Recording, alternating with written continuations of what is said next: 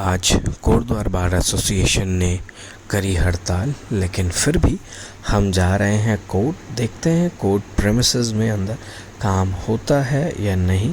लेकिन मैं आपको बता दूं कि कोर्ट प्रेमिसेस में बिल्कुल भी काम नहीं हो रहा है। कोटद्वार बार एसोसिएशन ने प्रॉपर एक पेन डाउन स्ट्राइक की जो है वो घोषणा करी है, और साथ ही यहाँ पर जो है कोटद्वार बार एसोसिएशन यहाँ पर रूम में जो कोर्ट कॉम्प्लेक्स की बिल्डिंग के अंदर है, वहाँ पर आज रखा गया है अमर उजाला संवाद। ये आप देख सकते हैं सबसे वरिष्ठ अधिवक्ता जी इस कोटद्वार बार एसोसिएशन के धनेश पोखरियाल जी, वो इस समय यहाँ पर अपनी बातों को जो है वो पोडियम के माध्यम से हम सब के बीच में रख रहे हैं। तो आपको जो है कंटिन्यूसली देखने को मिलेगा कि किस तरीके से आज अमर उजाला का संवाद सफल रहा। हमारे वर्मा जी और जो है अग्रवाल साहब ने जो है शरद जी ने गुप्ता जी ने तो एक मीटिंग किया परवीन थापा के पक्ष में। उनके लिए बहुत हम लोग आभारी हैं। उनके बात धन्यवाद। धन्यवाद सर। मैं सविता रानी मैडम जी से निवेदन करूँगा कि मंच पर आगे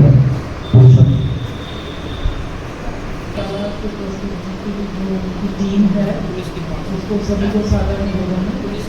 और बहुत अच्छा हुआ कि आज अमर उजाला वाले हमारे बीच में हैं, ताकि हमारी बात वो जनता तक पहुंचा सके कि हम लोग कितना प्रयास कर रहे हैं।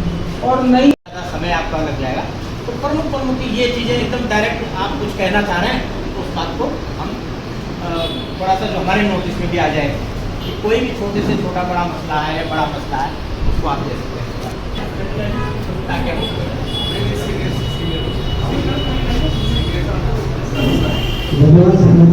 और रिपीट ना हो चीज़ें। तो धन्यवाद मैडम, आपका सहयोग हमें इसी प्रकार से मिलता है। कोटद्वार परिषद आपका आगे धन्यवाद करता हूं। मैं अपने वरिष्ठ अधिवक्ता से गुप्ता जी से निवेदन करूँगा।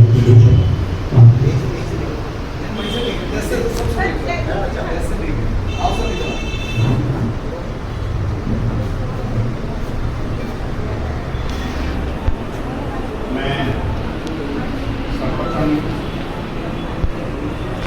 अमर उजाला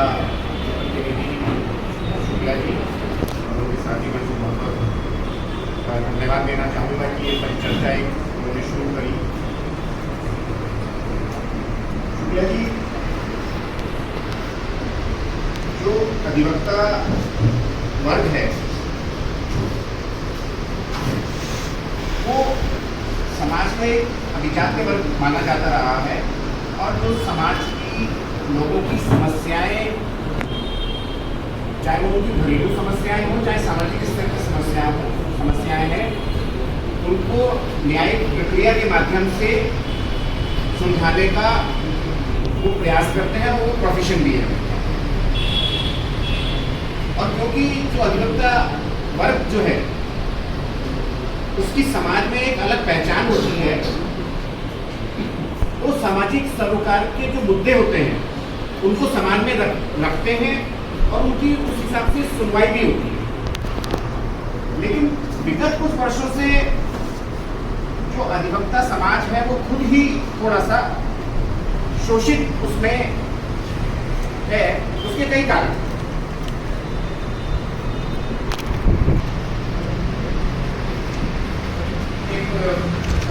एक मुद्दे के ऊपर एक आंदोलन चला, जो कि बाद में जो है वो अलग उत्तराखंड राज्य आंदोलन के रूप में परिवर्तित हुआ। सारी चीजें और उत्तराखंड आंदोलन के पीछे कोटद्वार अधिवक्ता संघ का भी बहुत बड़ा हाथ, बल्कि मुख्य हाथ। हम लोग को ध्यान है कि हम लोग कहाँ कहाँ उस समय जाते थे। जिले के आंदोलन की बात रही तो वो कोटद्वार अधिवक्ता संघ ने उसको पुरजोर उठाया, और शुक्ला जी जैसे आपने बात रखी थी उसका कोई रोड मैप या कोई ब्लूप्रिंट, इसका सर्वप्रथम जो कोटद्वार जिले की बात जो थी वो सन 60 ब्लूप्रिंट तैयार था, बहुत मोटी उसकी फाइलें बनी हुई थी यूपी के टाइम की। सतपुली से नया गली से नीचे का पूरा हिस्सा, गंगा तट से जो इधर का पूरा हिस्सा, वो सारा इसमें है। उसकी पूरी बहुत मोटी फाइल बनी हुई है। और जिस समय ये अधिवक्ता संघ कोटद्वार ने ये जब मुद्दा उठाया था, एक बहुत लंबा आंदोलन 200-300 दिन का हम लोगों ने एक बहुत बड़ा लंबा आंदोलन किया था। पूरी उसकी एक बहुत बड़े बड़े स्तर पर मीटिंग्स बुलाई थी, पत्रकार लोगों ने, सारे अखबारों ने हमारा उसमें बहुत सहयोग किया था। उस समय वो फाइल हम लोगों ने उत्तर प्रदेश से मंगवाई थी, लखनऊ से, और वो पूरी की पूरी पत्रावली आज भी जो संबंधित विभाग जो देहरादून में है वहाँ पर उपलब्ध है। तो ऐसा नहीं है कि इसका ब्लूप्रिंट नहीं बना हुआ है।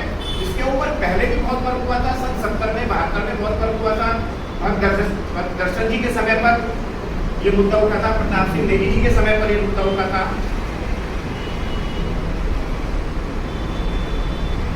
ये तो ये बात रही। तो और ये ऐसा नहीं है कि ये कोई एक ऐसी कोई नाजायज मांग है।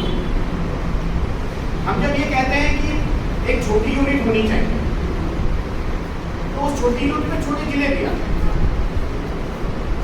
एक वो उसमें प्रभावी ढंग से सारी, अगर कोटद्वार जिला बनता है तो हमारी जो तहसील की समस्याएं हैं, हमारे अधिकारियों की समस्याएं हैं, अधिकारियों की कमी की समस्याएं हैं, काम की समस्याएं हैं, वो अपने आप दूर होती है।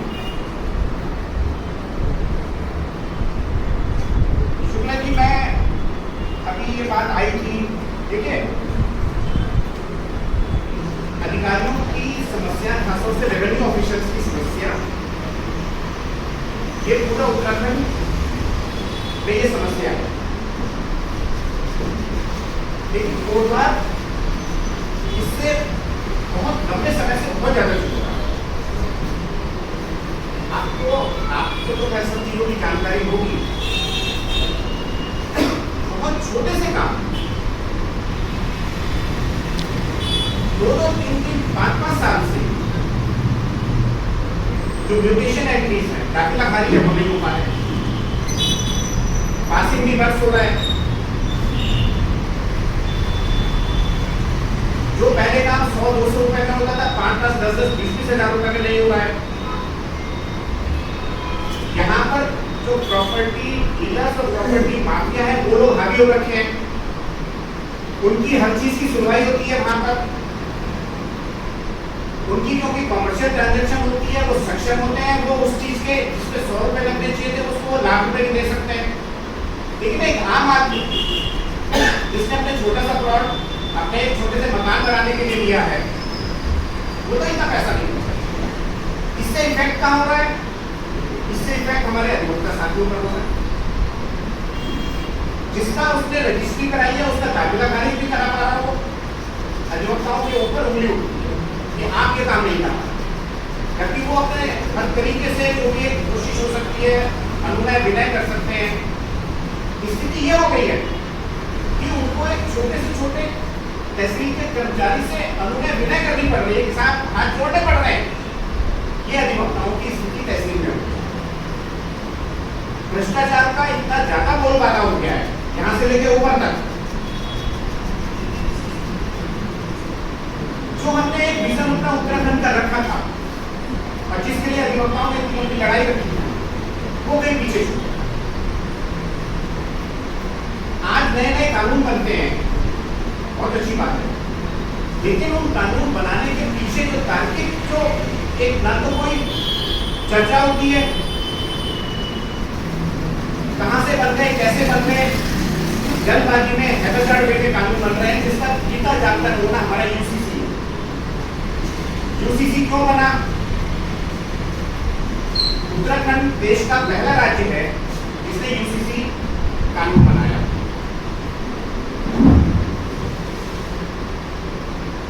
इतनी उसमें खामियां हैं, अधिवक्ताओं ने हर स्तर पर पूरे उत्तराखंड में इसके ऊपर आंदोलन किया, इसके ऊपर चर्चा की, माननीय मुख्यमंत्री महोदय से और ऊपर तक इसमें बातचीत की। लेकिन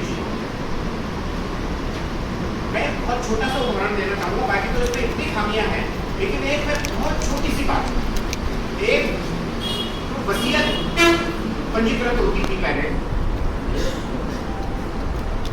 अब इतनी हास्यास्पद इसमें यूसीसी में जो वसीयत के पंजीयन का जो कानून बनाया है कि जो वसीयत करा रहा है उसकी वीडियोग्राफी होगी, अच्छी बात है, वो बोलेगा पढ़ेगा उसको, अपनी बात रखेगा, कोई इसमें इस चीज का प्रोविजन। अब वो सारी की सारी चीजें क्या हो गई, उसने ढंग से पढ़ा नहीं पढ़ा, उसका विश्लेषण करेंगे सम्मानित सब रजिस्ट्रार महोदय, उनकी जिनकी मर्जी आए उनकी कर रहे हैं, जिनकी मर्जी आए नहीं कर रहे। तो पढ़ना नहीं जानता, आंख का अंधा है, स्लैंग उसका सही नहीं है, बोल नहीं पाता ढंग से, टुकड़ा है, उसके साथ गंभीर समस्याएं आती, वो निकल नहीं कर पाता, वो कह देते साहब मेरी समझ में नहीं आया इसने क्या बोला। कोई प्रोविजन उसमें नहीं है कि कोई अंधा है, कोई ढंग से बोल नहीं पा रहा है, कोई सुन नहीं पा रहा है, अगर वो अपनी वसीयत करना चाहता है तो उसके लिए क्या प्रोविजन। तो ये जो कानून बने हैं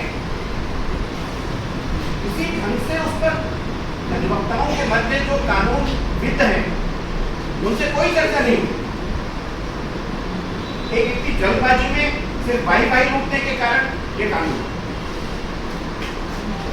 लैंड कंट्रोल एक्ट अभी नया बना है यहाँ पर उत्तराखंड में, जिसको कि new land control tenancy act के नाम से 2023 से यहाँ लागू हुआ,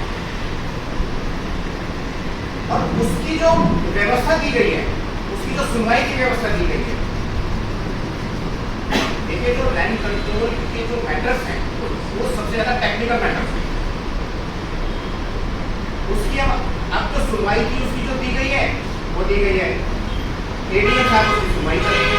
एडीएम साहब को लैंड कंट्रोल के मामले में, कानून के मामले में एबीसीडी आती नहीं।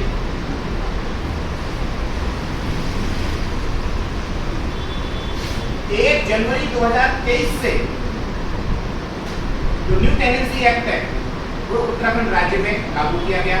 आज तक मेरे ख्याल से 90% अधिवक्ताओं को नहीं पता और 99% एडीएम्स को नहीं पता कि साहब ये कानून यहाँ लागू हो गया। I am the presiding officer.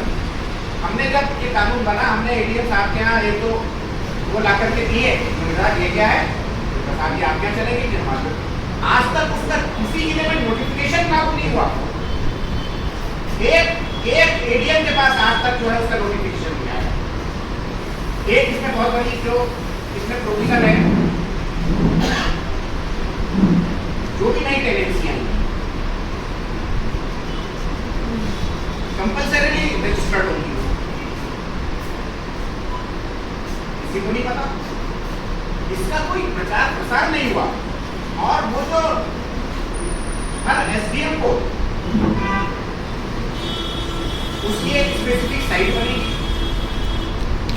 वो टेनेंसी सारी की सारी उस साइट के ऊपर रिफ्लेक्ट होंगी। ये जिम्मेदारी एसडीएम साहब को दी गई है। लेकिन मान्यवर यहाँ 13 जिले हैं और सैकड़ों एसडीएम यूनिट्स हैं, एक यूनिट में लागू नहीं हुई आज तक, उनको पता ही नहीं है यहाँ पर। और उससे इसके कारण कमी क्या आ रही है कि अनटिल अनलेस वो टेनेंसी, और वो 30 डेज का उसका टाइम, यानी कि आज आपकी टेनेंसी स्टैब्लिश हुई, 30 दिन के अंदर आपको एक पर्टिकुलर फॉर्म है जो न्यू टेनेंसी एक्ट में किया है, उस फॉर्म को भर करके लैंडलॉर्ड और टेनेंट दोनों ज्वाइंटली वो फॉर्म वहाँ जाकर के भरा जाएगा और वो वहाँ पर जमा होगा। और देन एंड देयर वो एक स्पेसिफिक जो साइट जो है उस पर वो जाएगा। और अगर वो आपने फॉर्म नहीं भरा है, वो उस साइट पर उसका नाम नहीं आया, तो आप ना तो वो मुकदमा दायर कर सकते, ना आप कोई रिलीफ कर सकते, रिलीफ ले सकते, उसमें लॉ में स्पेसिफिक दिया हुआ है। मान्यवर आज तक वो साइट ही नहीं बनी, पूरे उत्तराखंड में नहीं बनी। तो इस तरीके के कानून पास हो गए, कानून पास हो गए, चलिए ठीक है, अच्छी बात है, आप उनसे कुछ बताएंगे तो सही, उसके ऊपर अमल तो करेंगे। इतना हैज़ार्ड वे में यहाँ कानून बन रहे हैं, इतने हैज़ार्ड वे में यहाँ काम हो रहे हैं। मुद्दा आया जिगर खान कोर्ट का। मान्यवर जो लालखान जिगर खान कोर्ट है, ये एक कोई बहुत छोटी मोटी चीज नहीं, ये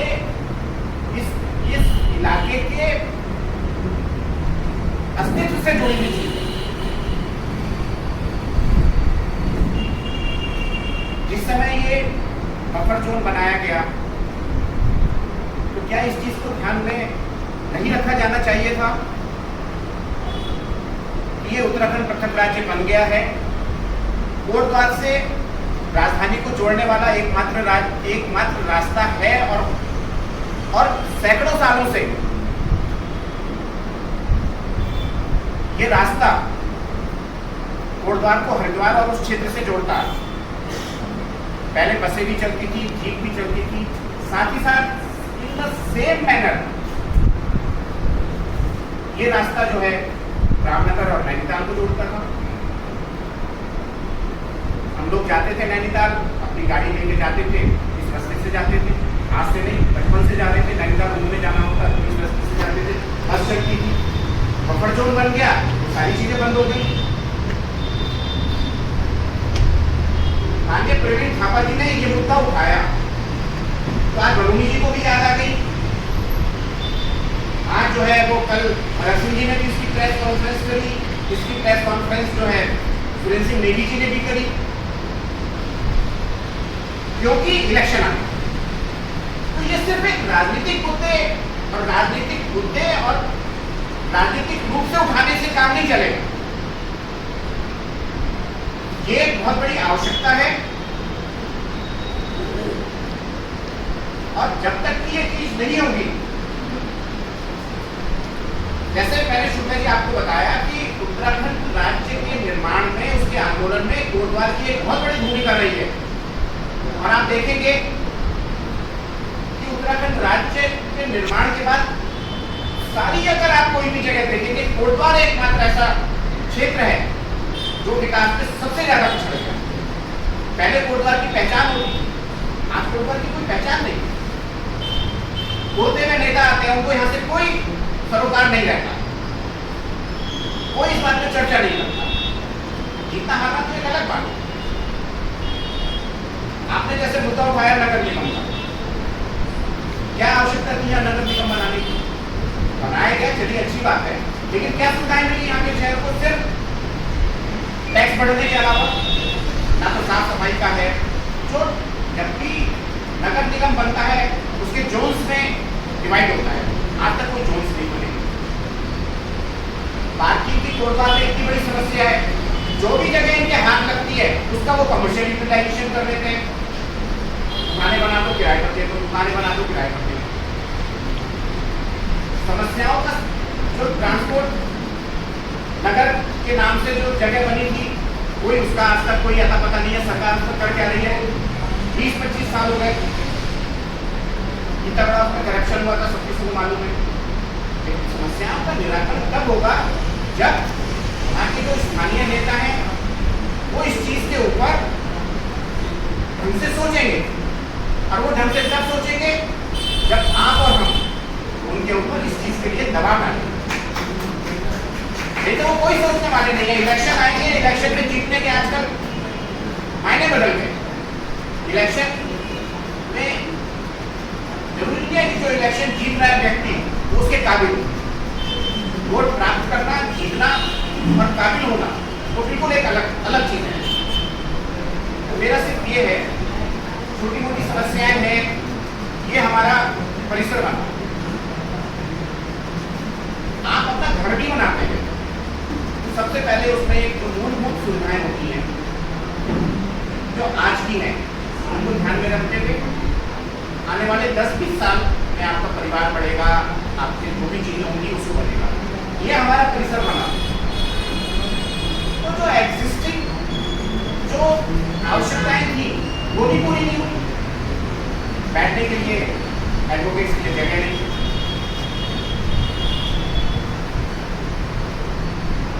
पार्किंग के लिए कोई व्यवस्था नहीं। मुद्दे उठाए किससे? सब चीजें जो यहाँ पर एडमिनिस्ट्रेटिव जज आते हैं हाई कोर्ट के, उनके सामने उठाते हैं। एक सिर्फ औपचारिकता बनी है। वो आएंगे, बार एसोसिएशन उनके सामने बात रखेगी, उसके बाद यहाँ से से लैंडलोन जाएंगे, उसके बाद थोड़ी जाएंगे, श्रीनगर जाएंगे, इधर जाएंगे, उधर जाएंगे, आएंगे, वो पटाखा कहाँ उसके बाद रख दिया। समस्याओं का हल कोई नहीं। ऑनरेबल सुप्रीम कोर्ट ने डायरेक्शन दी हुई है कि कोई भी नई बिल्डिंग बनेगी बाहर की, उसकी एक स्पेसिफिकेशन है, कोई पालन नहीं होगा। तहसील में देखिए, क्या इमेजिन कर सकते हैं कि आज हमारी जो पार्क की जो बिल्डिंग जो है, कम से कम 15 साल हो गए, अभी किसी नेता की कोई बिल्डिंग बन रही हो, नेता का कोई मकान बन रहा हो, किसी डीएम साहब का, एसडीएम साहब का कोई मकान बन रहा हो, तो 6 महीने के अंदर बन के तैयार हो जाएगा, उसका बजट दिया गया। तो ये कुछ ऐसी मूलभूत समस्याएं हैं। देखिए, यहाँ की जो समस्याएं हैं कोर्ट परिसर की या कोर्ट की, वो बहुत ज़्यादा मुद्दे उठाए नहीं जा सकते, लेकिन तो तहसील की समस्या है, जो वहाँ पर जो भ्रष्टाचार है, वहाँ पर जो लोगों को न्याय नहीं मिल पा रहा, 30-30, 40-40 साल से मुकदमे पेंडिंग चल रहे हैं, छोटे छोटे से फाइलें नहीं मिलती, वहाँ पर रेगुलर फाइलें नहीं है।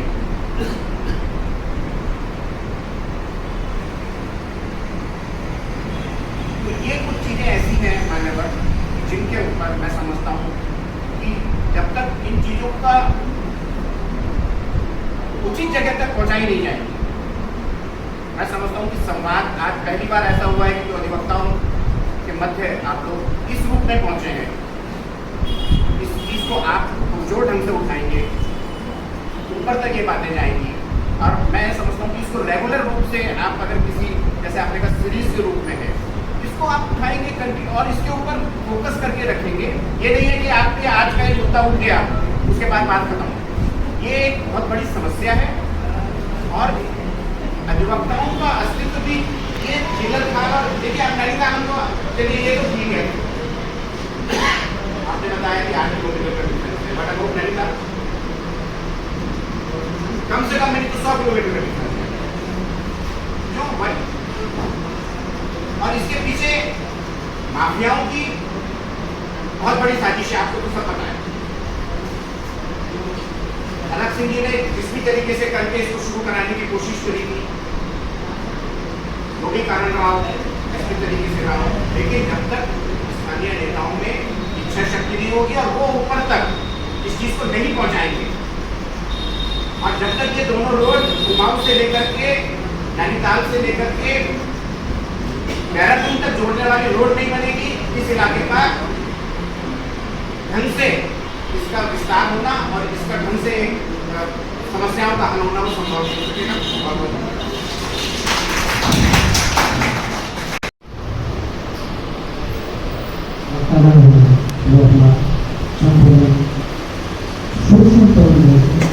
इसके बाद हमारी बात की मीटिंग इसी प्रश्न हो रहा है। मेरा मीटिंग है अपने बात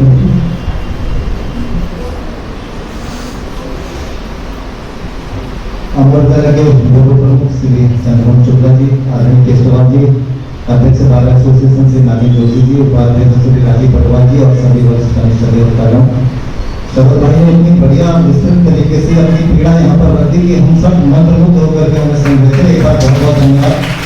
लगभग सारी बातें उन्होंने रख दी, लेकिन फिर भी कुछ चीजें रखने का प्रयास करूंगा। और उन्होंने तो एक इस तरीके से धारावाहिक के रूप में आप एक बोले से दूसरे तरीके से बोलते रहे, लेकिन मेरा तारतम्य तो वैसा नहीं रहेगा, लेकिन फिर भी प्रयास करूंगा। जैसे सबसे पहले बात चल रही थी जनरल खान और ये मोटरमान जो है आठ मोटरमान पे, इसमें जब परवीन थापा जी एक रोहित रंजना जी में वकील साहब हैं सुप्रीम कोर्ट में, उनसे मिले थे और उन्होंने जब वो स्टे की कॉपी अभी फेसबुक में आज सवेरे सवेरे से चल रही है, तो उसमें देखा कि वो फेसबुक वो जो स्टे है वो तो सिर्फ सरकारी कर्मियों के कारण इस रोड पे स्टे लगा हुआ है। आपको NDCA से और एक वाइल्ड लाइफ की जो एजेंसी होती है उससे आपको क्लियरेंस लेना है, तो ये दोनों एजेंसी सरकार की ही बात है। तो यदि 2019 से वो जो स्टे लगा है सिर्फ 2 क्लियरेंस के कारण, और आज 2025 में 6 वर्षों के अंतर्गत अगर वो क्लियरेंस हमारी सरकार नहीं दे पाई, तो ये तो बड़े दुर्भाग्य की बात है। वो बड़ी बड़ी बात करेंगे, ऐसा होगा, सड़क ये बनेगी, तो बनेगी, इस तरीके की बनेगी, हम भी सोच रहे थे कैसे बनेगी, पता चला कि क्लियरेंस नहीं है, तो वो कोई इतनी बड़ी बात नहीं है। और दूसरी बात, जैसे शरद भाई ने कहा कि यहाँ से रामनगर तक की बात और वहाँ से देहरादून तक का जो पूरा कड़ी मार्ग है, अगर मध्य प्रदेश में सेंचुरी के मध्य से साउंड प्रूफ सड़क बन सकती है तो ये कोई बहुत बड़ी बात नहीं है। विश्व में अलग अलग देशों में और भारत में भी सेंचुरी के अंदर से, पार्क के अंदर से सड़कें बनी हुई हैं, तो इस प्रकार की तकनीक आ चुकी है और सभी सड़कें जो है बन सकती हैं। 2025 में ये डायरेक्शन दिए गए थे कि जितने भी कोल्ड कैंपस हैं वहां पर सैनिटेशन के, शौचालय के, हर चीज की जो है पर्याप्त व्यवस्था होनी चाहिए। और जब जनवरी 2000 सारी जगह के लिए उन्होंने डायरेक्शन दिया था, उसका पालन नहीं हुआ, तो फिर जुलाई 2025 में फिर उन्होंने डायरेक्शन दिए और 8 अगस्त तक सबसे कंप्लाइंस रिपोर्ट मांगी कि क्या आपके यहाँ इसकी कंप्लाइंस हुई या नहीं। और मैंने उसकी प्रति अपने अध्यक्ष जी को भी देखी। मैंने कहा अध्यक्ष जी कम से कम इस पर ज्ञापन बना के आप सुप्रीम कोर्ट भेजिए, क्योंकि यहाँ से तो रिपोर्ट बना के भेज देंगे। हमारे यहाँ शौचालय की ये व्यवस्था है कि एक तो होती है बदबू आती है शौचालय से, जैसे घर में 2 दिन साफ ना करें, कुछ करें तो बदबू आती है, यहाँ आके सड़ान करें। और हमारे बहुत से वकील जो है उनसे जो है बीमारियों से पीड़ित हो गए, यूटीआई वगैरह इस तरीके की जो है वो हम बीमारी हमारे अधिवक्ताओं में, और सिर्फ किस कारण कि शौचालय गंदे हैं। हमारे पानी की व्यवस्था सब हमारे अधिवक्ता घर से पानी लाते हैं। छोटे मैडम ने कहा कि मैं आवड़ जो दूंगी, और असल में 2-250 तो हमारे वकील होंगे। उसके अलावा जो क्लाइंट यहाँ दुनिया भर के आते हैं, तो यहाँ पर जो है जो आरओ लगा था, बड़ा आरओ लगा था, हंस वालों ने दिया था, लेकिन वो भी फेल हो गया क्योंकि पानी की इतनी खपत होती है। लेकिन गंदगी इतनी, ये देख करके टंकी से पानी नहीं पी सकते। और टंकी का भी बाद में पता चला कि बंदर उसमें खेलता रहता था पानी में, और बाद में हम नीचे से पानी पीते रहते थे। ऐसी स्थिति थी यहाँ पर। और वैसे ही गंदा पानी जो कैंटीन में चाय पकौड़ी बनती थी, उस पानी की जब बाद में पता चला कि ऐसी स्थिति यहाँ पर हो रही है, तो गंदगी के आलम इस तरीके के हैं, तो वहां पर इस चीज का पालन नहीं हो रहा है। एक वो अजीब कमिटा वाली जो है, उसमें एक बार हमें अपना बाहर की तरफ से भी देना चाहिए, और ये जिम्मेदारी इनकी है। वही अधिवक्ता तो दिल्ली में जो क्लाइंट आ रहे हैं यहाँ पर रोज के जो 300-400 लोग यहाँ पर आते हैं, इतने वकील आते हैं, पूरा आपका स्टाफ है, आपने अपने स्टाफ के लिए भी शौचालय की व्यवस्था नहीं करी है। 70-75 का तो स्टाफ है, तो कम से कम कोई व्यवस्था होनी चाहिए। उसके जितने मानक हैं, जितने लोग यहाँ पर आते हैं, सबसे बड़ी कमी है कि यहाँ से देवी मंदिर तक कोई सार्वजनिक शौचालय नहीं है कि आदमी, और कोई ऐसा होटल वगैरह भी नहीं है। कम से कम चलो मेरी पहचान का क्लाइंट हो, चलो उसके यहाँ चले जाओ और वहीं पर आदमी निपट के आ जाए।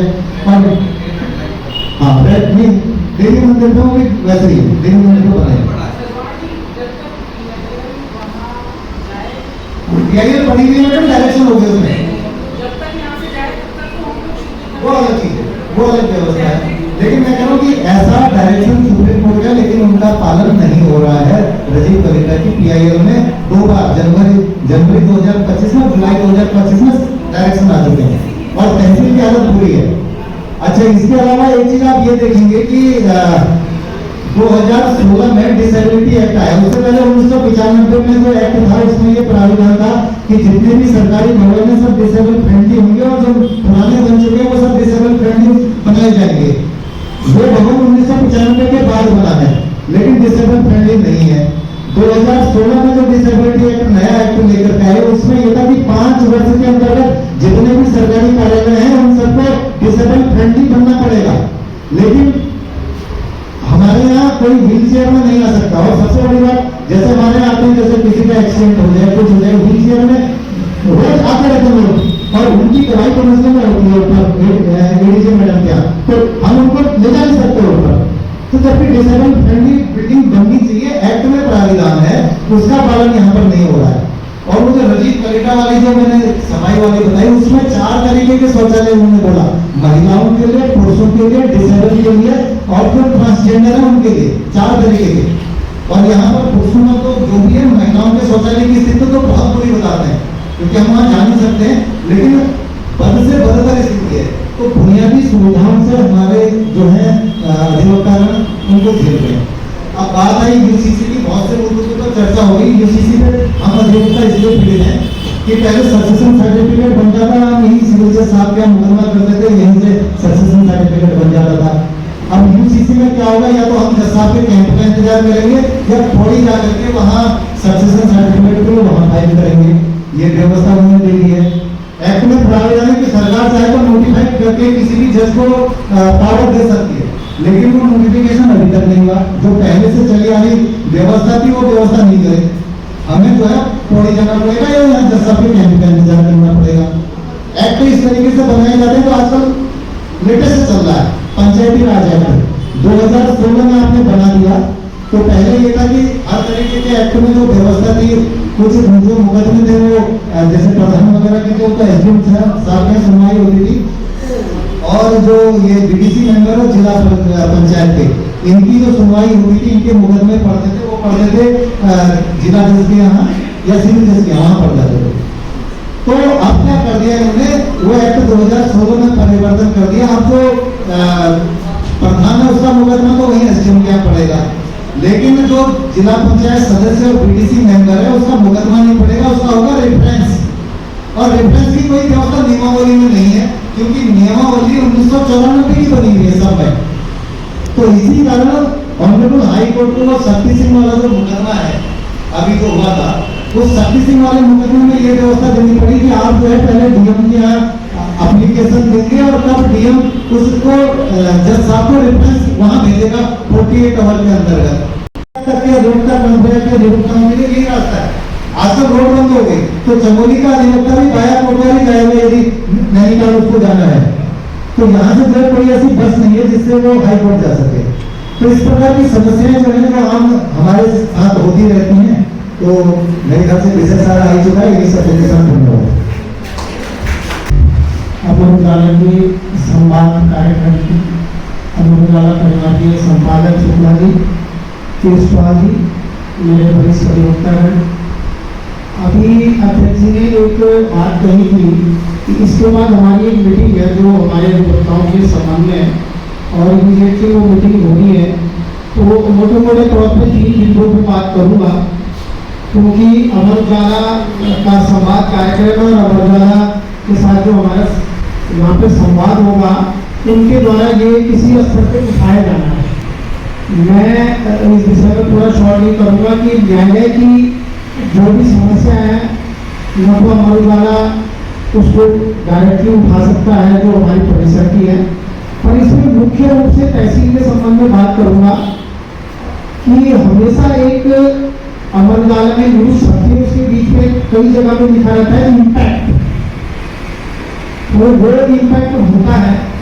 मेरा मैं बहुत शॉर्ट करना चाहूँगा, आप तहसील परिसर की समस्याओं का आर्टिकल, चाहे वो न्यायिक अधिकारियों की कार्यशैली हो, कर्मचारियों के शॉर्ट का मामला हो, चाहे वहाँ की गंदगी का मामला हो, आप उसको चित्र के और छाया चित्र के और उसके माध्यम से उठा सकते हैं।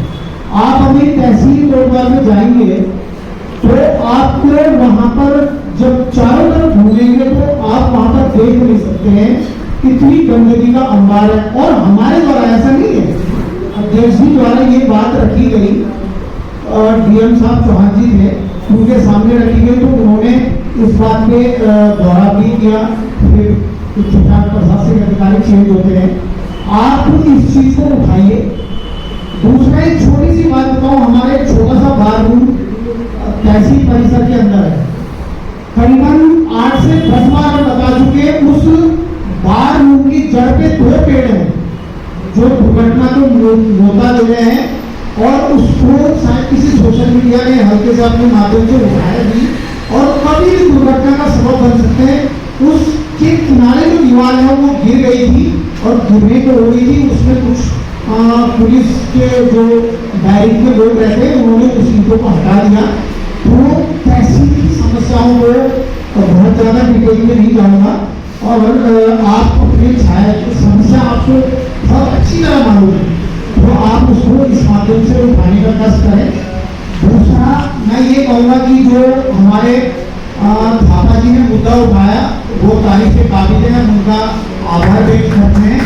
और थोड़ा सा इसमें अमर उजाला से कहना चाहूँगा कि आप इसका जन जागरण इस स्तर पर उठाइए कि ये रोड केवल कोतवाल से देहरादून की नहीं है, ये कंढी रोड जो हमें यहाँ से नैनीताल और नैनीताल से देहरादून के लिए चाहिए। ये बहुत अच्छा समय आ गया कि इसमें राजनेता इन्वॉल्व होते जा रहे हैं। अब बात केवल कानूनी समझ की रह गई है कि सरकार कानूनी पैरवी सुप्रीम कोर्ट में कैसे करे, पर आप इस संवाद कार्यक्रम के माध्यम से आप लोगों से ये गुजारिश करूंगा कि आप इस आर्टिकल को बहुत ही तरीके से, एक दिन नहीं, आप इसको डेली वो करिए। आज आप अधिवक्ताओं से संवाद कर रहे हैं, आप कल आप नागरिकों से संवाद करें, आप झंडे चौक में चौपाल लगाएं, तो ये मामला ठंडा नहीं पड़ना चाहिए। ये हमारा जो संवाद हो रहा है, इस संवाद में हम अपने विचार व्यक्त करते हैं। जो एक इसकी नील मुद्दा छूट गया जो प्रोग्राम से संबंधित है, और जो अमर उजाला वाले इसको बड़ी बखूबी उठा सकते हैं, जो कर्माश्रम वाला मुद्दा है, ये बिल्कुल चिल्लर खान मोटर मार्ग की तरह ये मामला भी मेरा आप लोगों से आग्रह है कि आप इस कर्माश्रम वाले मामले को भी इसी तरह से जोड़ दीजिए जैसे आपने चिल्लर खान मार्ग जोड़ा है, क्योंकि कोटद्वार की दिशा और दशा अगर तो ये विश्व मानचित्र पे आ गया और यहाँ पर सरकार ने फोकस किया तो कोटद्वार की बिल्कुल तस्वीर बदल जाएगी। मैं आप लोगों के माध्यम से, इस संवाद के माध्यम से, अमर उजाला से ये गुजारिश करूंगा कि आप इस स्थिति में वो करें। और मोटर मार्ग और चिल्लर खान का मामला न्यायिक मामला है और हम लोग ये चाह रहे हैं कि आप इसको उठाएं और न्यायालय से और कानून से जो जानकार लोग हैं वो आप उनकी आवाज बने और इस मामले को आगे उठाएं। और इसी विद्रोह के साथ मैं ये कहना चाहूँगा कि हमारी जो मीटिंग है, और यहीं से मैं आह्वान करना चाहूँगा जो अधिवक्ता यहाँ पे नहीं आ सके वो अभी आने वाले के बाद मीटिंग में पधारें। धन्यवाद।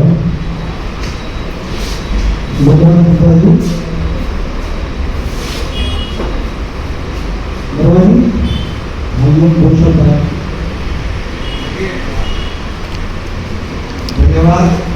पहले तो अमर उजाला से आए हमारे संपादक महोदय, उनके सहसाथी और अध्यक्ष जी, मेरे वरिष्ठ अधिवक्तागण, साथ ही मेरे कनिष्ठ अधिवक्तागण, हालांकि सभी वक्ता बोल चुके हैं, लेकिन दो बात, सबसे पहली बात मैं ये कहना चाहूंगा कि जो पहली जो कार्यकारिणी जो ये नहीं बनी है, उसके साथ जो सामंजस्य हमारे पत्रकारों ने बनाया, और अमर उजाला जो एक पूरे हमारे प्रदेश में सबसे ज्यादा पढ़ा जाने वाला जो अखबार है, उसके माध्यम से आज हमारा यहाँ पर कहीं ना कहीं हम एक दूसरे के साथ संवाद में जुड़े हैं।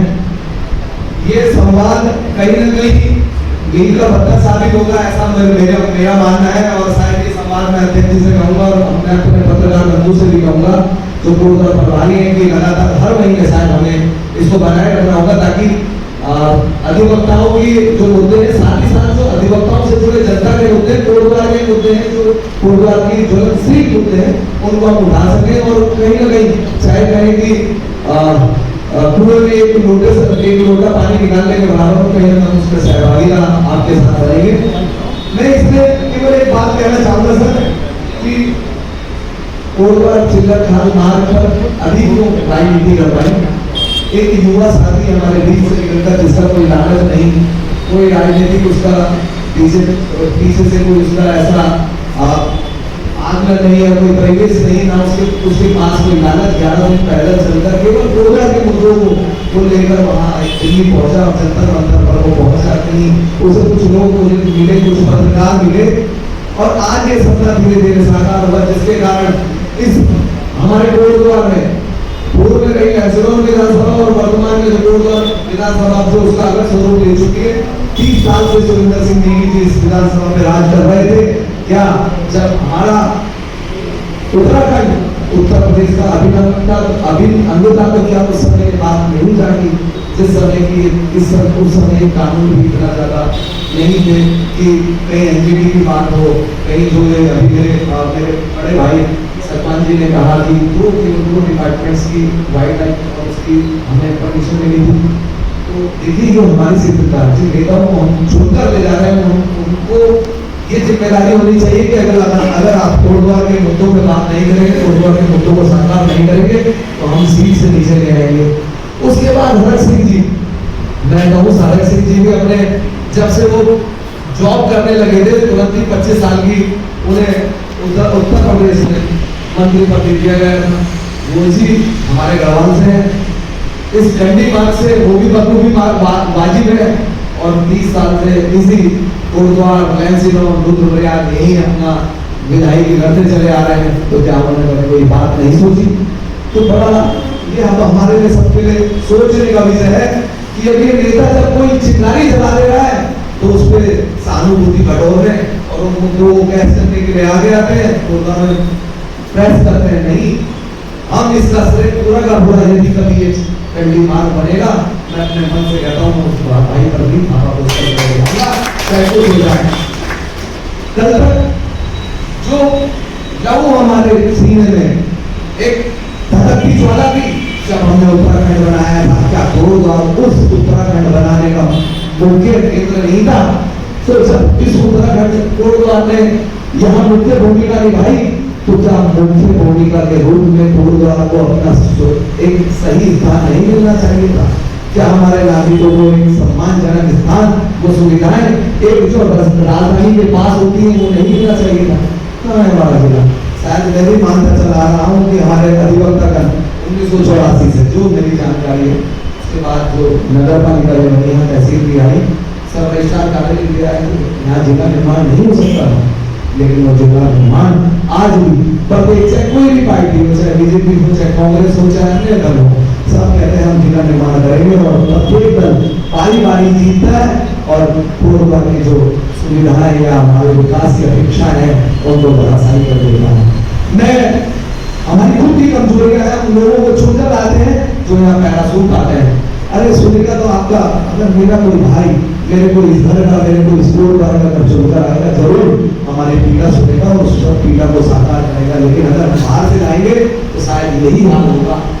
बहन नीतू मनोहर जी का बोला तो खुद सुप्रीम कोर्ट में प्रैक्टिस करता है, मैं लांछन नहीं लगा रहा हूँ, लेकिन अगर गुरुद्वार की पीड़ा इस गुरुद्वार की विधानसभा से है तो मेरे भाई अभी सचवान जी ने कहा, तो क्या वो उसमें पार्टिसिपेट नहीं कर सकते थे जो अभी 6 से 7 साल से वहां से चल रहा है?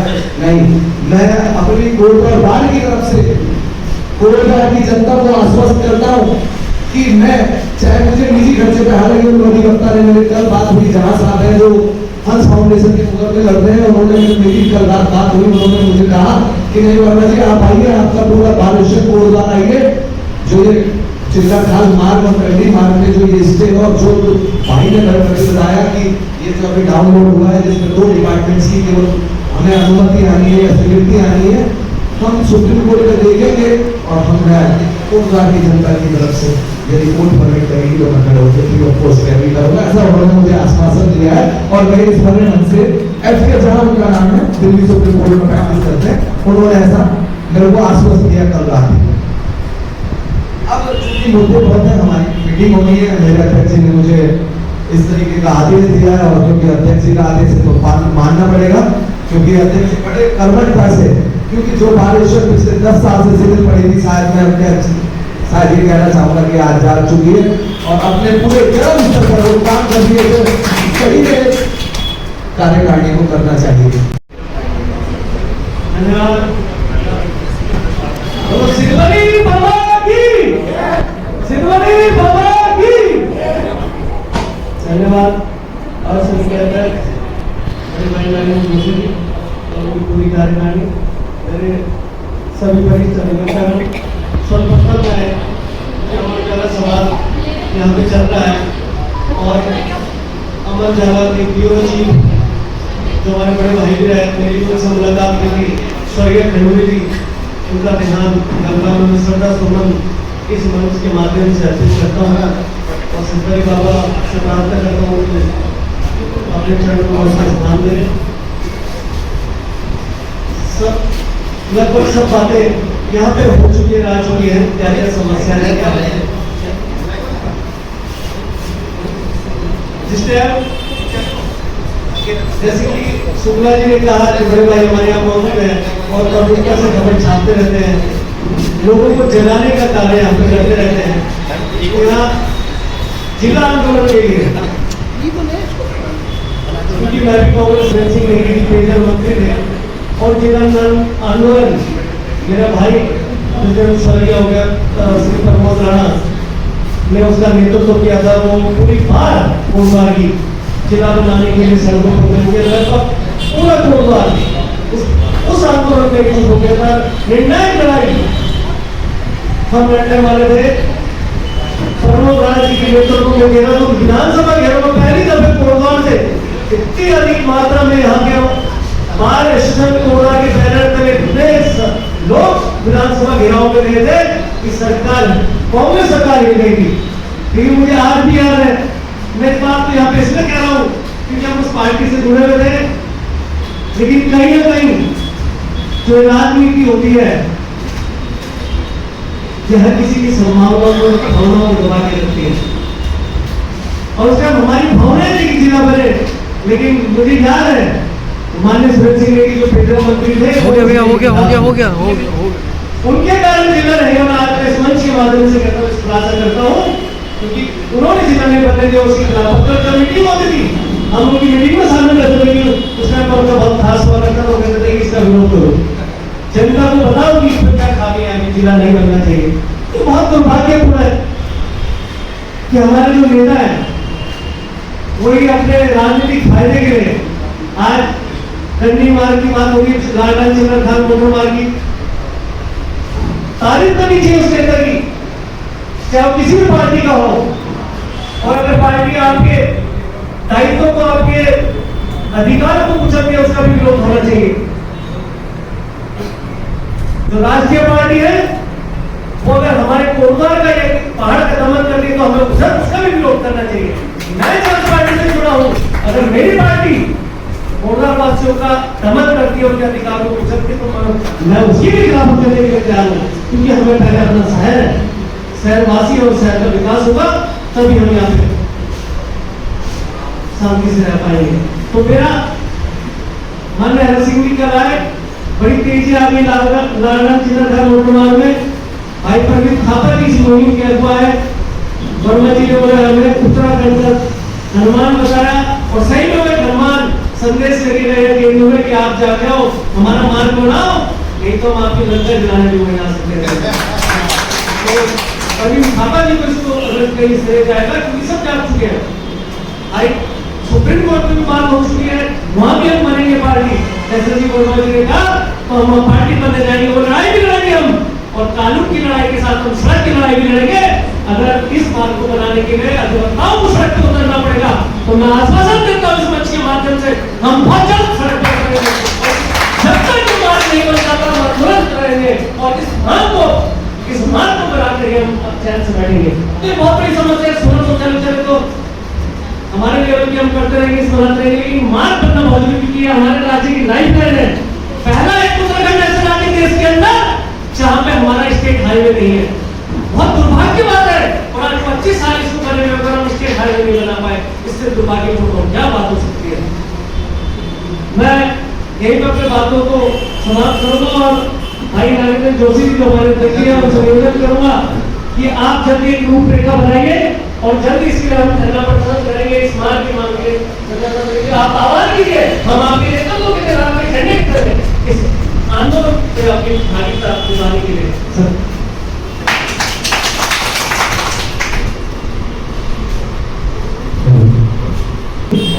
इन मुद्दों में सबसे महत्वपूर्ण विषय था कि लालगंज चंद्रखान मोटर मार्ग और उसको जोड़ते हुए कंडी मोटर मार्ग। सभी साथियों ने अपने अपने विचार रखे। उस क्रम में मैं अपना एक सुझाव आपके माध्यम से सरकार को और यहाँ के जनप्रतिनिधियों को देना चाहूँगा। पिछले 20 सालों में जैसे साथी परवेश रावत जी ने कहा कि सबसे बड़ा दुर्भाग्य है कि जो 20 साल पहले जिस काम को हो जाना चाहिए था, राज्य गठन वर्ष 2000 में हुआ था और पहली निर्वाचित सरकार वर्ष 2002 में आई थी। सबसे पहला विषय होना चाहिए था कि राज्य के अंदर राज्य के हाईकोर्ट तक जाने के लिए राज्य की राजधानी से एक सीधा मार्ग स्टेट हाईवे होना चाहिए था। सुलभ रास्ता जो उपलब्ध था उसके लिए पैरवी करनी चाहिए थी। लेकिन ये दुर्भाग्य है कि हमारे जनप्रतिनिधियों का एक तरह से उदासीनता का व्यवहार कहें या उनकी नेगेटिव मेंटेलिटी कहें, उन्होंने इस पक्ष पर सोचने का कभी प्रयास ही नहीं किया। बार बार कहा गया कि लालगंज चंद्रखान मोटर मार्ग वन विभाग के कारण अटका हुआ है, सने राम कालागढ़ कंडीमाल वन विभाग के कारण लगा हुआ है, लेकिन इसका अल्टरनेट ढूंढने का किसी ने प्रयास नहीं किया। मेरा सुझाव था, मैंने एक बार बैठक हुई थी अच्छा, माननीय विधानसभा अध्यक्ष चलो ठीक है, तो चाबी तो मेरे पास है। कि उत्तराखंड ठीक है, और चले जाओ फिर, उत्तर ठीक प्रदेश है। की जो सीमा है अभी वो गंडी रोड है, वो गंडी रोड उसको विभाजित करती है, उत्तर प्रदेश और उत्तराखंड की सीमा। और आप अभी गूगल मैप निकाल के देख लीजिए, कोटद्वार के दिल्ली फार्म से गूगल मैप को स्टार्ट कीजिए और पूरा कालागढ़ पूरा एरिया बिल्कुल उत्तराखंड से लगा हुआ है, सटा हुआ है। अगर जंगलात के नियमों के प्रावधानों के अनुसार सड़क नहीं बन पा रही है, आप उत्तर प्रदेश सरकार से कोई कोऑर्डिनेशन कीजिए। उत्तर प्रदेश सरकार से बोलिए कि हमें अपना स्टेट हाईवे बनाना है, सारी आबादी है, सारे लोग सड़क देने को तैयार हो जाएंगे, सारे लोग अपनी जमीन देने को तैयार हो जाएंगे। उनकी जमीनें आज के दिन पे 2 रुपए की अगर है तो उसकी जमीन की कीमत अगर वो सड़क देंगे तो 50 रुपए मिलते हैं। लेकिन आप प्रयास तो करिए, आपने प्रयास ही नहीं किया। आप कह रहे हैं जंगल में हटिए, जंगल में हटिए, जंगल को छोड़ दीजिए, कोई जरूरी जंगल में जाना है, वो रोड मार्ग से भी जा सकती है। गंडी रोड के साथ यूपी की जो जमीन है और कहीं कोई वादा नहीं है, कहीं पे जंगलात नहीं है, कहीं पे फॉरेस्ट नहीं है, सारे लोगों की भूमिधरी जमीन है, सारे लोग घूमने के लिए तैयार है। लेकिन प्रयास तो करें, प्रयास नहीं हो रहे। आपने देखा होगा कि चिल्लर खाल से और लाहौर की दूरी, हम अक्सर इस रोड से आते हैं। अभी विगत कुछ दिनों पहले हमारे सारिया देवता के ललित पटवाल जी के पिताजी का देहांत हुआ, हरिद्वार गए थे टेस्टी में। आते समय सभी साथियों ने कहा कि नजीबात करो, माँ रास्ता बहुत खराब है, लालडांग होके चलते।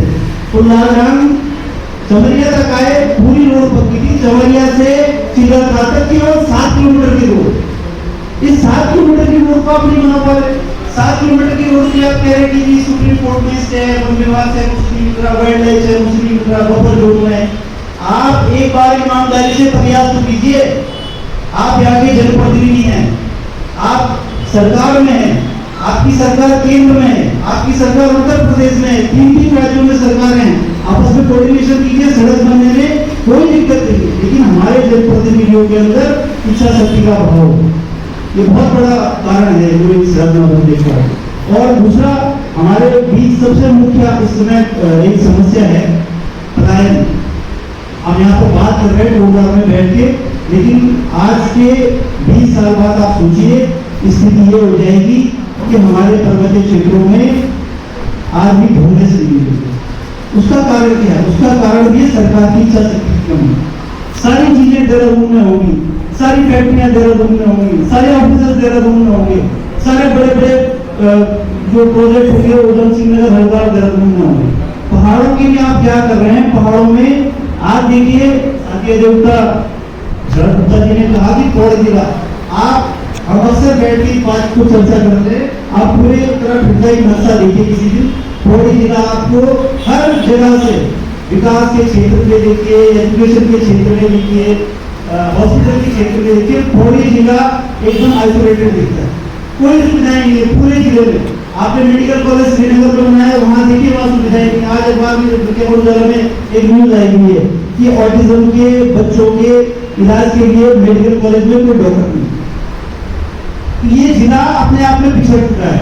इस जिले को अगर सेंट्रल लाइन में लाना है तो इसके लिए एक महत्वपूर्ण चीज आपके माध्यम से कहेंगे कि 4 धाम यात्रा का रूट पौड़ी जिले से होकर आएगा। तो एक रास्ता, ये जिला और एक कोटद्वार शहर अपने आप पर्यटन के नक्शे में आएगा। और पलायन के लिए पहाड़ों में कोई ना कोई ऐसी सुविधाएं होनी चाहिए कि वहाँ रोजगार के अवसर उत्पन्न हो, शिक्षा के अवसर उत्पन्न हो और व्यक्ति को चिकित्सा की जरूरत हो। अगर पलायन को रोकना है तो ये 3 मुख्य चीजें हैं। और जब तक ये नहीं तो पौड़ी जिला आइसोलेटेड था पिछले 20 साल से तो है ही, और आगे भी ऐसे रहेगा। तो पलायन को रोकना बहुत बड़ा मुद्दा है, हमें अपने पहाड़ों को बचाना है। बाकी आपने मुझे यहाँ पर गुलाब का रोज कहने का अवसर दिया, बहुत बहुत धन्यवाद। धन्यवाद चौहान जी। मेरा दोस्तों को सुना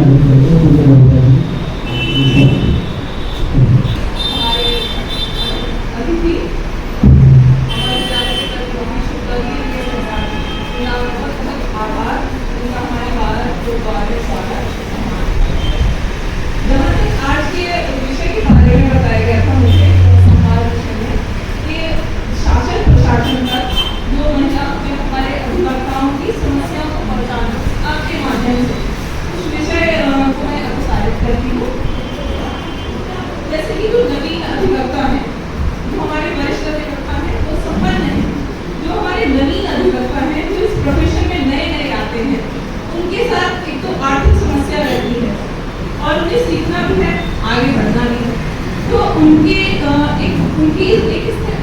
नहीं होती। उनकी इस राय के लिए हमारी बात जो हमारी AID जो हमारी अखिल भारतीय स्तर पर कार्य करती है, बहुत अच्छे कार्य करती है, हमेशा इस चीज को बढ़ावा देती है कि उनका एक स्थिर आय का साधन होना चाहिए। पर हमारे राज्य स्तर पर इस पर कोई ध्यान नहीं दिया जाता। हमारे जो नए अधिवक्ता आते हैं उनकी कोई आय नहीं होती, और उसमें जो जैसे मैं अपने शब्दों में साधारण शब्दों में कहूँ तो जले पर नमक छिड़क देती है हमारी पुलिस व्यवस्था। जैसे एक साइड दोनों चालान करती है 185 में 199 में नाबालिग में, दूसरी तरफ साइड में ले जाके एक अधिवक्ता का कार्ड पकड़ा देती है, क्योंकि उसमें उनका हित छुपा रहता है कि इस अधिवक्ता से आप संपर्क कर लेना और आपका काम हो जाएगा। तो जो नए अधिवक्ता हैं उनके जो वाहन संबंधी जो आय है उनकी, और जैसे हमारे सलमान सर जो हमारे वरिष्ठ अधिवक्ता हैं उन्होंने बताया कि ये वास्तविकता है कि जून की गर्मी में कोट पैंट पहनकर जो खड़े होने की शक्ति रहती है, जिसका हम टी-शर्ट कॉटन की शर्ट में घूमते हैं आम इंसान, वो अधिवक्ता के अंदर ही होता है इतना धैर्य कि वो जून की गर्मी में कोट पैंट पहनकर जूते मोजे पहनकर पूरे दिन 10 बजे से लेकर शाम को 6 भी बज जाते हैं तो नवीन अधिवक्ता होते हैं। इतना धैर्य होता है उनके अंदर, और वो सिर्फ MB एक्ट के लिए रहते हैं। तो MB एक्ट की और पुलिस प्रशासन जो एक साइड कर देती है सबको कि ये नहीं होना चाहिए, उसमें एक दूसरा होना चाहिए। हमारे नवीन अधिवक्ताओं की ओर से मैं इस शासन तक बताना चाहती हूँ कि इस तरह का कार्य पुलिस प्रशासन की ओर से ना हो। दूसरा जो चार्जशीट आती है, चार्जशीट अगर हम बनवा रहे हैं तो हमारी चार्जशीट टाइम पे आ जाएगी। 90 डेज 120 डेज का कोई ऐसा अनुपालन नहीं हो भी गया तो वो यहाँ पर अंकित होने में टाइम लगा देगा। अगर मेरी पहुंच है तो तुरंत अंकित हो जाएगी इसी महीने, नहीं है तो पड़ी रहेगी। तो इस ओर भी शासन को जो प्रशासन जो संबंधित अधिकारी है इस ओर ध्यान देना चाहिए। मेरा ये सुझाव है, मैं अपने स्तर से इतना ही कहना चाहूँगी। और क्योंकि हमारी दूसरी बैठक की आहूति की गई है और मैं संक्षिप्तता में अपने शब्दों को विराम देती हूँ। और इसी के साथ हुआ ख़त्म आज का अमर उजाला संवाद। ये आप देख सकते हैं कोटद्वार बार एसोसिएशन के सभी अधिवक्तागण एक साथ एकजुट होकर खड़े हुए हैं इस समय यहाँ पर एक दूसरे के साथ कंधा मिलाए हुए। उसके बाद जो है अब मैं आ चुका हूँ इवनिंग में घर, और अब करते हैं अपनी गाड़ी को पार्क, और उसके बाद अब आपसे मिलेंगे एक और नए अच्छे से व्लॉग के साथ। आशा करता हूँ कि आपको जो है ये वाला व्लॉग भी बेहद पसंद आया होगा। जितने भी अधिवक्ता गण ने यहाँ पर रिस्पेक्टेड कोटद्वार बार एसोसिएशन के एडवोकेट्स ने यहाँ पर जितनी भी अपनी बातें रखी है वो आप सभी को काफ़ी अच्छी लगी होंगी।